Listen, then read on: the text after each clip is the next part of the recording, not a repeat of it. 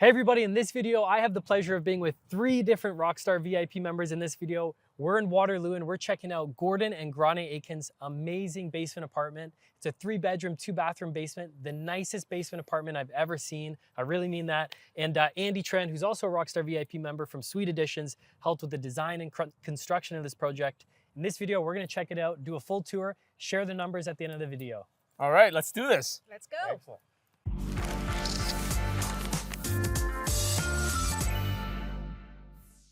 So before we get into the kind of the nuts and bolts of what you did, why don't you just show us the space, how everything's laid out. Tell us, is it 2-bedroom, 3-bedroom? What's the kind of overall layout here? Yeah, absolutely. So we decided to do this as a 3-bedroom unit. Most basements are 2, but we wanted to give it a little more perceived value to add a 3rd bedroom. So what we did is we configured an open living kitchen space here, and we had 3 bedrooms then off around the edge. So with existing windows, so all the bedrooms already had windows in them, and it worked very well. So we had this wall here already existing right through the unit, so we had to work with that. So we decided to make this into the kitchen space, and we had to do a little bit of reconfiguring, and the big part of this was the window. So this was a tiny window. It was maybe like 2 feet wide or something, yeah. Really tiny basement window. It's now 7 feet, so we have made it as large as we can. Really nice span, and the way the sun comes in, this comes in throughout the day, which really makes this feel less like a basement unit. We've also configured it so that it didn't need a window well, so it doesn't impinge on the driveway space. So we managed to get the space so that it was just above grade, and the lighting here provides all the lighting then for the kitchen and for the living space. So the lighting requirements for the living space, we were able to use this to do so. So that was a big consideration. Yeah, so when we were designing, we were trying to figure the space out, and it made sense that the right side here, as soon as we come down, this is the living room, right. And then this is the kitchen, obviously, with the plumbing and everything, but we had challenges with the lighting, right?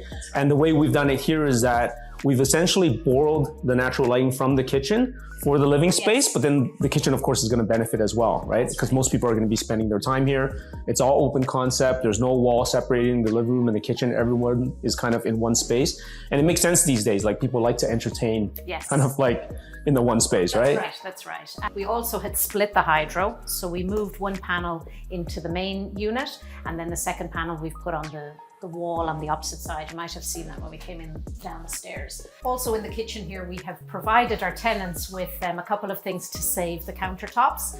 I should mention this is actually our 2nd duplex project, and in the first one we did a lot of learning and a lot of sourcing. So the second time round we were a little, we're thinking a little bit differently. So rather than splash out on the high-end quartz countertops, we did go with laminate. We're very, very happy with it. But obviously with the associate, we don't want people putting hot pots down and things like that. So we have provided trivets and cutting boards for our tenants. Just a little extra housewarming gift, I suppose. I didn't know what trivets were, but there you go. Learn something new. Yeah. All right, let's have a look at the rest of the place. So this here obviously is your living space, and it works very well because it's at the center of everything. True. Right? You have your bedrooms on the corners. You have a very nice bathroom that's available for everyone to use. But before we jump in there, I want to talk about this. Where Gordon is standing is that this used to be a cold cellar, yeah. Right? A cold room. Mm-hmm. And let's have a look at it right now. Like, it's, yeah, tell me what you did here. Well, the cold room itself, one of the things that we had, one of the problems we had was there was a lot of mechanicals. This is a hard water area, so we had to put water softeners into the unit, but we had to have 2 because we were splitting the water. We're also splitting the hydro. We had to put extra hydro panels in there. But this area here, because we had lots and lots of mechanicals, we needed to split them somehow. So one thing we did was we framed the cold room, and we put in the washing machines here. And because there was extra space, and it was actually plumbed in or roughed in, we put in an extra toilet and an extra basin, which was amazing. So that added to the value of the apartment as well. So also the water was here initially, and because we had to split the water, we didn't want to have all the split water here. So what we did is we have the shut off here, and then we took all the water over into the mechanical room, and from there we split it. We did the sprinklers for the fire separation. We did the 2 meters because we split the water, as I said, and we had the water softeners over there, and the 2 water heaters, one for upstairs and one downstairs. So that meant that we didn't have to crush everything in here where the water supply came into the building. So, and it's just nice. It's nicely finished. That kind of light, airy look to the whole thing. A little bit lower ceilings, but just got a bright, spacious look about the whole place. Yeah, I like that the laundry is here and not in the main bath, so that, you know, someone's like showering, you know, somebody else can be doing laundry here. Exactly. Yeah. And this is there's all concrete walls in here because it was a cold room, so that had some of its own challenges, and obviously with this very narrow doorway. So for that reason, we did a barn door, and it also adds to the aesthetics. I think it looks good. Yep.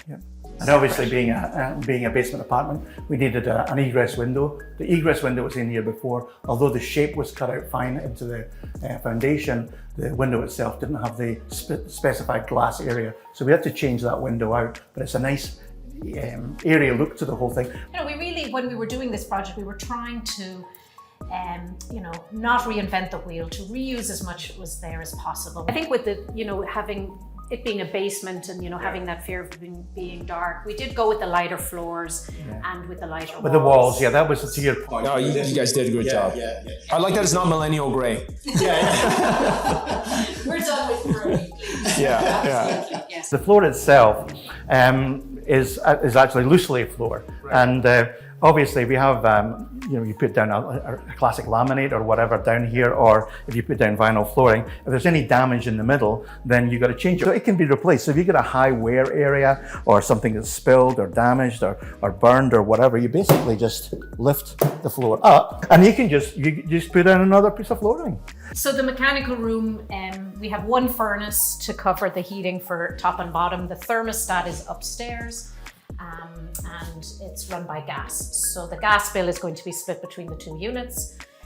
Because it's a duplex, we did have to do some extra consideration for fire separation. And one of them is on the furnace here. There is a smoke duct detector that will, induct smoke duct detector. So this will knock off the fan should there be a fire at any time. So it won't send the fire right through the whole house. So if it detects any smoke whatsoever, it will just shut off the furnace. So that was part of the permit that we had to do that. So we've done that. And this was all existing. You know, we did look at designs where we were going to move the furnace room to create more space, but in the end, we decided not to do that. The ductwork was already in place, so we were able to keep all of that. And we didn't actually have to create fire separation, because normally what you have, because it's a furnace room, normally what you would have is you'd have to insulate this from fire and make it actually part of the fire compartment, or upstairs or downstairs. But it's hard to cut around all that stuff. So one of the alternatives that are offered is you can put a sprinkler system in, and that was very, very simple. So you can see we've got a around sprinkler there, system the up sprinkler here. there in case there's any problems with fire. So originally there was a gas water heater here, which was rented. We decided to purchase water heaters and softeners, and also to move over to electric. And that way, upstairs pays for their own hydro, so their own water heater. The only thing that shares, as I mentioned, is the gas for the furnace. So we have one water heater here, and then round the corner, we have a second water heater, and then tucked in here, we've got 2 water softeners because we're in a hard water area. And this is where all the magic happens for the water system. From the powder room, the main water line comes here. Then it gets split. So it gets, well, actually, the first thing it does is it is for the, it goes to the sprinkler system. And then after that, it gets split, and we have top and bottom. So we've installed private water meters here. So this way we can measure how much water each unit is using, and then the city will bill us for the total usage, and we will charge back to the tenants, you know, what their usage was. So initially, we weren't really sure of our final tenant. We weren't sure we were going to have a single family home with maybe 2 or 3 kids in it. We weren't sure we were going to have Airbnb. Eventually, we plummeted for the third option, and it was mostly because we got a lot of students applying for this particular property. So we decided eventually that it was better to do this as a student rental. So that meant that we're partially having to furnish the area. We decided to furnish this main common room, which is just basically sofa, a couple of tables. We put in some chairs there as well. And we managed to source all this stuff pretty simply. The actual sofas were love seats from the Toronto Board of Education at $200 each. It was a no-brainer, and it looks just amazing. And the students we've got in here are from a particular faculty, and so we're going to put some artwork on and just make it seem more at home for them, you know. So yeah, we're getting quite excited, and it's something we pushed away from initially was the student rental because we hadn't done it before, and there was a slight fear of how it was going to be treated. Now we're very, very comfortable and excited about the new tenants that are going to be moving in. Yeah. That's right. So yeah. Lovely. Yeah, so off the common room here, we've got the main bathroom and the second bedroom. The bedrooms are all kind of similar in size. They are, overwhelming, and they all have different aspects. They're all facing different directions. And two of the bedrooms have huge closets, 7 feet. They're 7 feet on the inside. And, we've installed some really heavy duty shelving there. So, that's a plus. We've got smoke detectors. That was an interesting thing, yeah. So there's a lot of code regarding fire, and some of the new code that everyone will probably know is that we got to have these special fire, disco lights. The disco lights, right? The strobes on the fire and smoke detector. And then these are interconnected with upstairs as well. So all of the common areas plus the bedrooms have that. Yeah, and I noticed that you pretty much went all out with this bathroom here. You like it? Yeah, very much. Yeah. This is a very high end. I like the color. I like the top here. Toilet obviously is a higher end toilet. And it is, and it all looks higher end. But because we spent a lot of time with the sourcing, we actually managed to source all of these for very good price. I mean, this. I can mention some prices here. I mean, this was $150 on special. This actually came from an auction. It's brand new in a box. One of the things we have advantage here is the high ceiling. So, absolutely. That made a huge difference. We have this one area here with the ductwork, but I actually think even it the makes ductwork, a good feature. Even the ductwork, this is like the actual ceiling for a lot of basements, right? That's true. Yeah. So when we were looking for a property, that was one of our requirements, to find something that we could convert. So having that high ceiling. For fire separation, we had to put in 5/8 drywall, resilient channels, safe and sound insulation. But we went above and beyond, and we actually put a layer of sonopan across the entire ceiling and all around the ductwork, because our goal is to have happy tenants. So we want to make sure that there is as little sound traveling between the two units as possible. So anything we could do that way, and having that ceiling height gave us it made a that huge advantage. difference, didn't it? Yeah. You can hardly hear the tenant upstairs. It's amazing. Yeah. And during when we were on site, the design itself, this closet wasn't part of the original design. But once we saw the space physically, we were able to walk around it. We realized we had this extra space and we could add in an extra closet. So that was the nice thing about being able to, to be so involved in the project. We'll maybe touch on this later on, but the demand for this property was huge. And one of the big reasons I think we had demand is because we use digital staging. I mean, the unit itself is amazing, but at the end of the day, by being able to stage this digitally, it attracted so many people. I know. We were getting some people even said, does it come with the furniture? And we were getting phone calls from people in other countries. Can your children, can our children get this apartment? Like they're coming, and then you want to have to secure a place for them, right? For them to come, and it was really amazing. But the demand, we were getting 300 applications a week, something in the region. It was huge.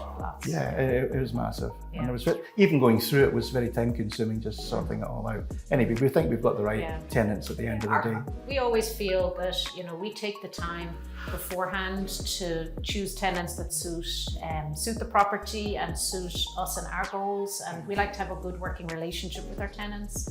We manage the properties ourselves, so we live within 15-20 minutes of all our properties, so we can be there if we need to. And then we also have like a WhatsApp group that we set up with our tenants, so that if there's any issues, they can just pop a question in there. It also means for multiple tenants and for Gordon and I, we're all kept in the loop. So there's none of this like, oh, I said it to him, but did you not hear? And that type of thing. So, exactly. And we travel a lot as well. So it was going to give us the ability to keep an eye on what was happening back home by using a WhatsApp group. That's right. Just to share things. And so we've obviously got contractors and things that can sort problems out in a hurry, and being able to do that on a group is amazing. Yeah, but you want to know about the issues, right? You don't want to have to find out about them like 12 hours later, but then you know about it and then you can relay that over to the contractor right away. Yeah, that's what we always say to our tenants, anything at all, just, if it's something that's not like, if there isn't like a flood happening, put it in the WhatsApp and we will deal with it. If it's an absolute emergency, pick up the phone and call us. Yeah, very much so. Yeah. All right, thanks so much for the tour, guys. This was awesome. Now I think people want to know some of the nitty-gritty details, some of the numbers. We have Anthony here joining us from RockStar, so I think you have a bunch of questions. So why don't we jump into it? Well, so what motivated you guys to take on this awesome project? Good question. Yeah. So back in early 2022, we had decided to just reevaluate all our real estate and where our life was going. We were looking to the future, wanting to travel more, and we had a number of single family homes which were all working nicely. They were for our pension, and then we just decided, well, look, when is the future? Well, let's start planning it sooner rather than later. So some of our projects, actually, some of our earlier portfolio was looking a bit tired. It needed refreshed, needed revamped, but the rents were, because it was 10 years old, wasn't really keeping up with the market rent. And so we had 3 particular projects in mind which we worked with to try and renovate these projects, to make them into duplexes, to make them cash flow at the end of the day. And so that was what we were trying to do in order to create some form of passive income allow us to be able to travel as well. So that was one of our main motivations. Is there anything else that you... Yeah, I guess we were lucky enough to be able to sell one of our properties at that time in early 2022, which... Right at the height of the market, really. Yeah, so that gave us then some equity and some capital to reinvest into the rest of our properties. This one we actually purchased in November 2022, and we were able to then, include it as one of our projects.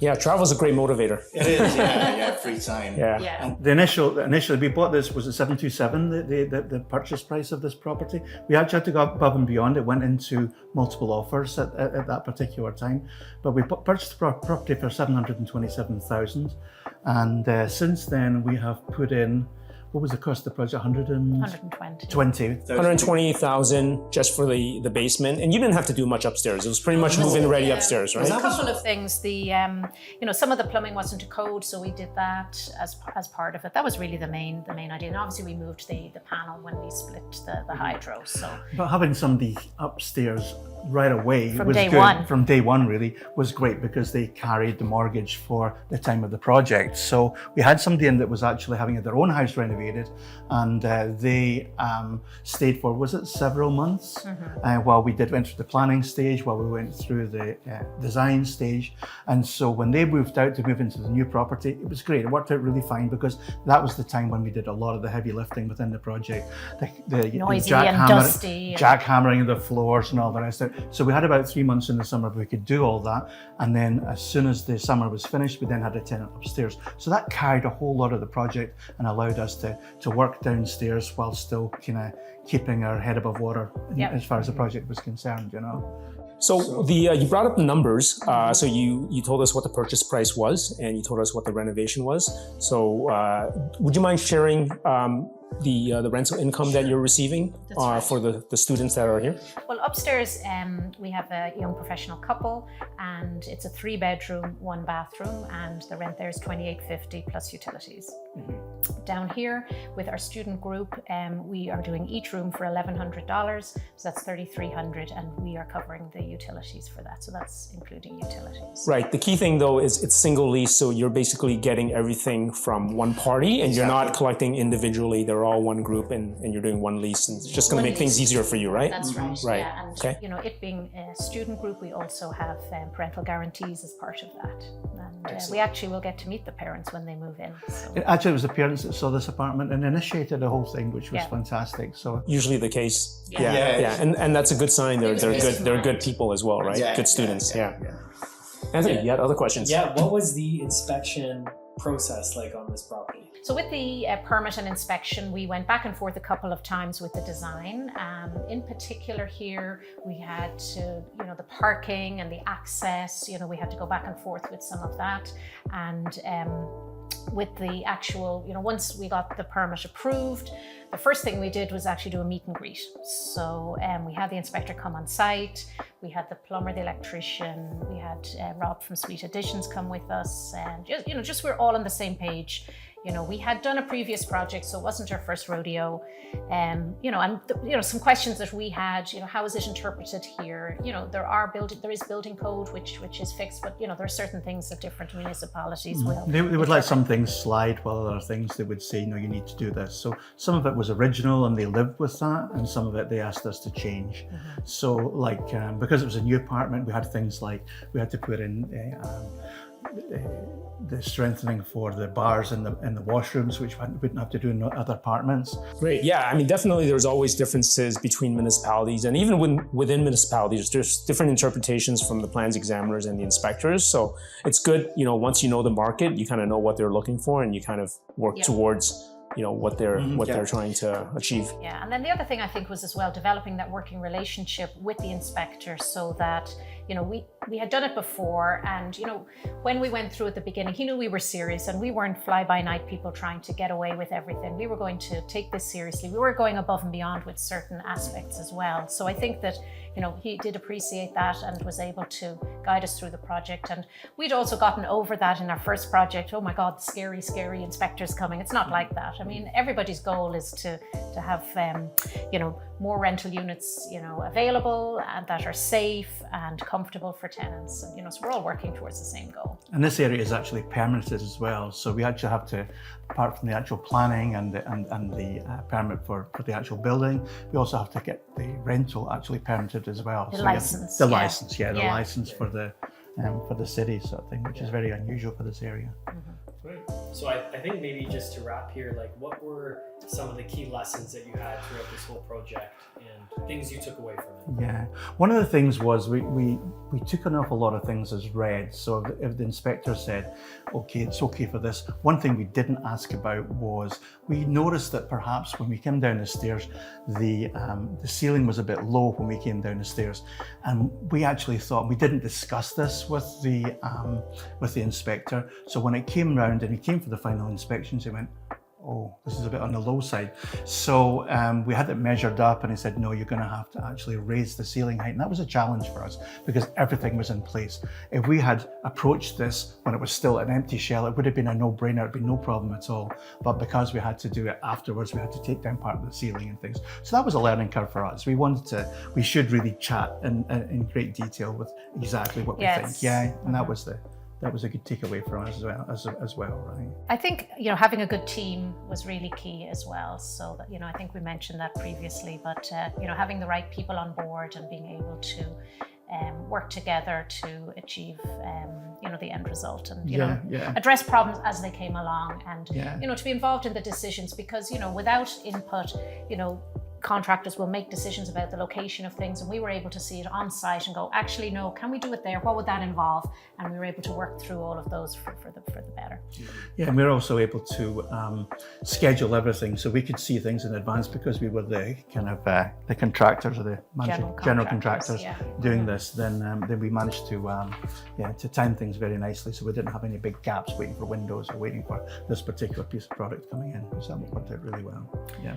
One of the other things we did as part of this project was to apply for an energy grant. So there was grants at the time, so we were able to incorporate that because a lot of the work we were doing already, insulating the basement, we went above and beyond again by insulating, the joist cavities, which wouldn't have been necessarily a part, but we did that, and we were rewarded with the grant in the end. Well, you guys shared a ton of golden nuggets. I think the audience is going to be very appreciative with the information that you've provided. I hope they're going to be motivated and inspired by your work. I'm certainly motivated and I'm impressed, even though we've seen hundreds of these. Like I'm always amazed at the amount of work that, you guys especially have put in you know, it's not just this project, but others as well. So thank you so much for sharing. You're very welcome. Yeah, It's our yeah, pleasure. it was a pleasure to work with you, Grainne and Gordon. Thank you. Thanks, Andy. Yeah, Thanks, Andy. absolutely. Thank you. Okay, so Andy actually teaches the legal second suites and garden suites class at RockStar. He's helped countless RockStar members over the years with their projects. So Andy, if anyone's interested in reaching out for advice, tips, whatever, can you please just share your contact info? Yeah, absolutely. Thank you very much, Anthony. So yeah, you can check us out at www.suiteeditions.com.